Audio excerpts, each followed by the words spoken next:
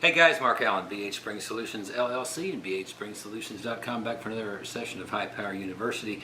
This is actually sort of an advanced session on installing new roll pins in the Browning High Power, and doing that kind of in a professional way so you don't wind up, I'll show you exactly what we're talking about that we want to avoid, and that is, I don't know how well we're going to see that in the camera here or not, but right around this pin hole, you see it just doesn't look clean. It looks a little jaggedy.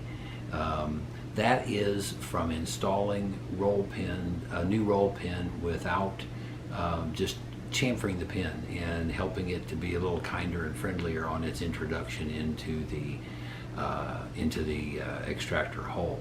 So we're going to talk about that here in just a moment, and show you how we handle that and keep things kind and friendly to that hole.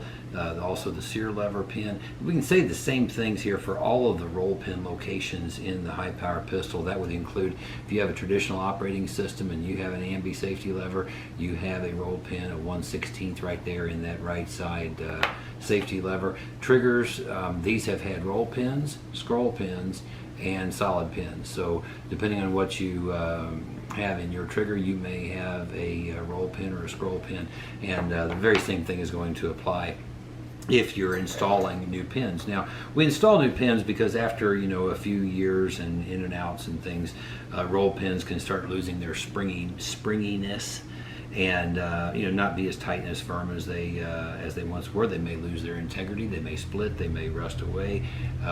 All kinds of reasons we change these, but changing them is not a bad thing at all. This is going to also double as kind of a tutorial for changing all the springs and pins in your slide assembly of your Browning High Power. We're going to be working with 3 pin punches, a 5/64 roll pin punch, 3/32 roll pin punch, and a 1/8 roll pin punch. Possibly we'll be using that. If you're not familiar with what a roll pin punch is, a roll pin punch has a tip on the end of it, and the idea of that tip is to be able to hold your roll pins like this, and without too much worry about pin punch slip on the pins as you're installing or as you're uninstalling. So, okay, with the 3/32 roll pin punch, we're going to come from the opposite side from where we see the pin here. And we've got that one removed from here. We're going to go ahead and take out our Type 2 Sear lever and the spring. And the springs in this one are actually just replaced, so we're going to pretend we're grabbing new ones out of a BH Spring Solutions spring kit here and changing them. And we have a 5/64 roll pin punch. Here in your slide, you're going to be able to see a pin right there. That is your extractor pin that you see there. So the 5/64 roll pin punch. Pin is out. Now we're going to pull back our pin punch. We'll be able to take out our extractor and our extractor spring. This channel, you'll want to clean that out. You'll want to clean also out your Sear lever channel in the slide. Also this next channel right here, that's where your ejector that's in your fire control group area of your frame, it slides and lives in that channel. You want to clean it as well.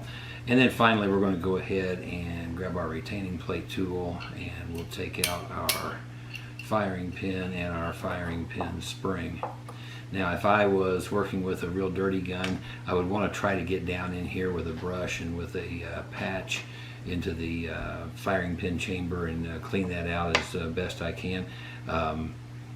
I've even used to clean those out before. I've even used like gum out carburetor cleaner, other types of things that'll break things up if it's really particularly bad and nasty.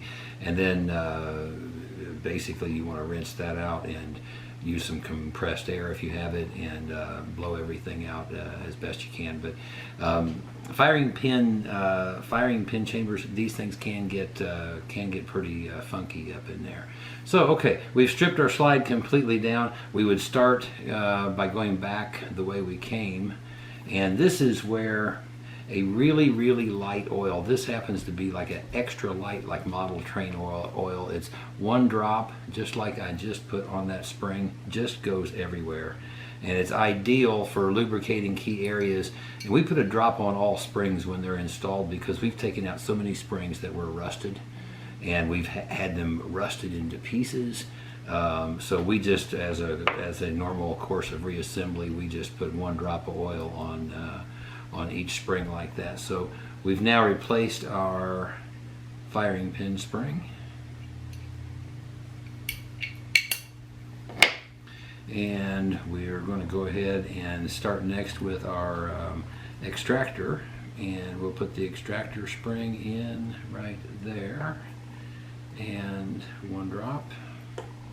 Now here's another area right here, and that is a drop right there around that hole like that, and that's going to help with the introduction of the pin as well. We have our extractor.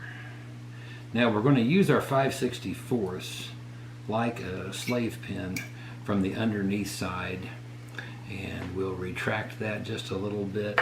And here's what I've done on these new pins, and I want to show these as best as I can. And yes, that's a new pin, and here's a Dremel tool, and oh God, Menards, Lowe's, Home Depot, they have these little packages of all these little different rotary tools you can get. That was one I found in a multi-pack of 101 different things.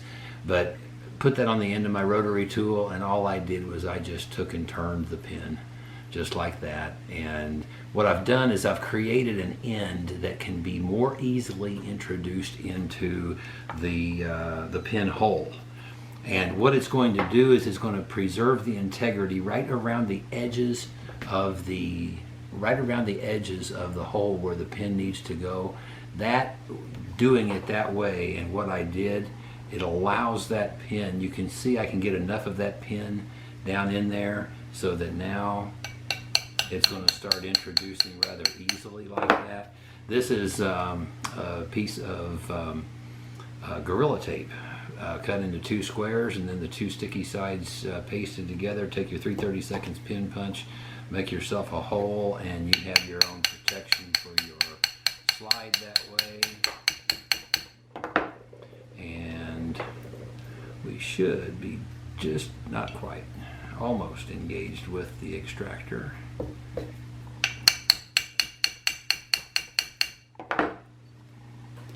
Now we will be. So we can now take out our pin punch, and from here I like to take the next size pin punch. I'm not down too close to the slide yet, so I'm grabbing a 3/32. At this stage, that tip on the end of the 3/32 tends to hold that pin just a little better. So we're going to get it down where it's kind of close like that, and then we'll go to the 5/64.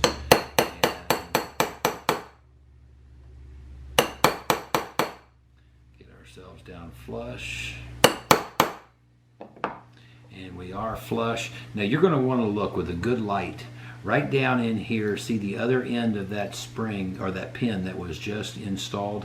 You want to make sure it is not past flush. It can't be encroaching into your Sear lever channel, and it is very flush on this end. We're flush up here on this end, and everything went in there very clean. Now we're going to go ahead and put our Sear lever spring in with a drop of oil. The most common thing that we have among firearms that come into our service center is over lubrication, and boy do we ever encounter a lot of overly lubricated pistols. Okay, now I've got my 3/32 pin. You can see an introduction end has been chamfered down using the same technique with that little Dremel wheel, and I'm now able to introduce the pin into the pinhole without any big effort, but it's now down in there. It's going to save that initially, if you don't chamfer the pins, the edges of your pinhole are what are going to have to do the squeezing of that pin initially. And now I'm farther up the pin, I'm deeper down in the hole, and now things can work kinder and friendlier.